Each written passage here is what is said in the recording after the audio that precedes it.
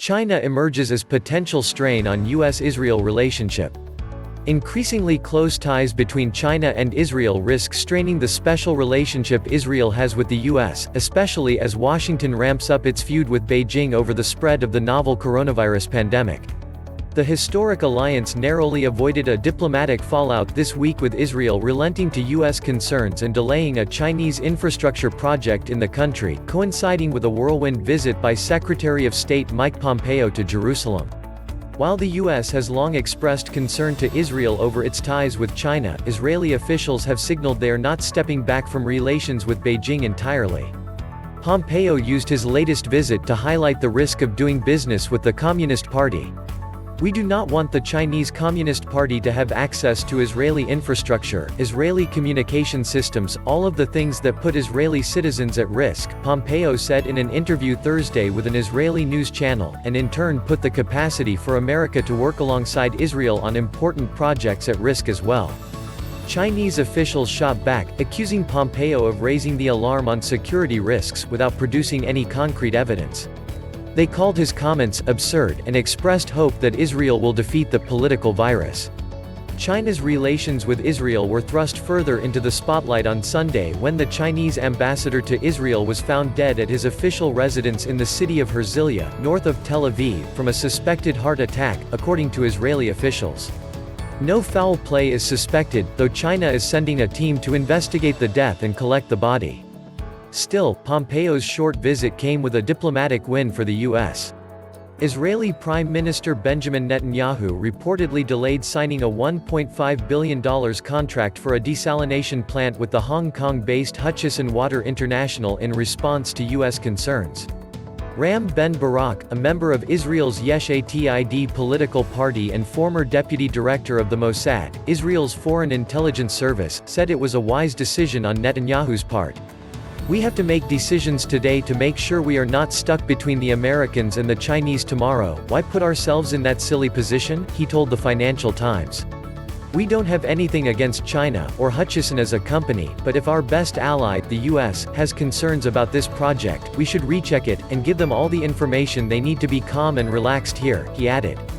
The quick decision to delay the infrastructure deal with the Chinese firm is an example of how U.S. demands are shifting in response to its concerns over Beijing, especially as Washington seeks to have China held accountable for the global spread of the novel coronavirus.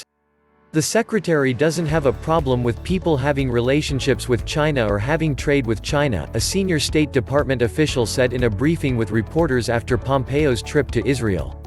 "But I think COVID sort of highlights the dangers of dealing with states that are not transparent." Pompeo, in his remarks alongside Netanyahu on Wednesday, alluded to China as untrustworthy amid the coronavirus pandemic. "You're a great partner," the secretary told Netanyahu. "You share information, unlike some other countries that try and obfuscate and hide that information, and we'll talk about that country, too, some."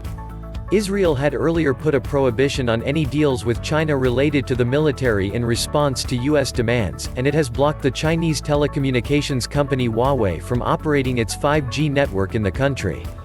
But Israel views China as a strategic economic partner investing in its high-tech industry and infrastructure projects in the country.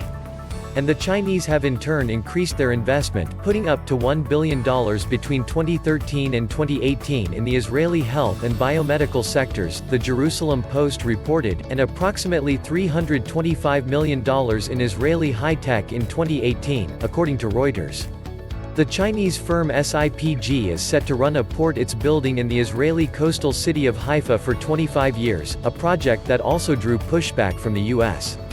For years Israel was told that civilian applications and business were fine, said Jonathan Schanzer, Senior Vice President for Research at the Foundation for Defense of Democracies.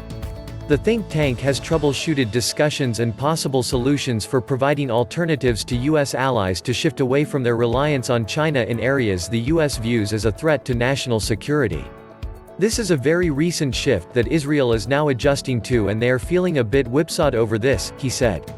China's investments in infrastructure are also an extension of their Belt and Road Initiative, the ambitious international trade and infrastructure project that critics warn is China's effort to expand its global influence and prominence. As the alarm bells have gone off in Washington about China, now it's started to create this tension between Israel and the US, said Elon Goldenberg, a senior fellow and director of the Middle East Security Program at the Center for a New American Security. Ultimately, the Israelis are going to defer to the US, but they are going to be annoyed about it because they feel like we are dictating to them and taking away legitimate economic opportunities, he said. Both Goldenberg and Schanzer say the US can do more to open a dialogue with Israelis over where the lines exist for appropriate business relations with China and which deals are a threat to US security. For Goldenberg, this kind of dialogue would be similar to how the US handles its weapons deals with Gulf Arab states.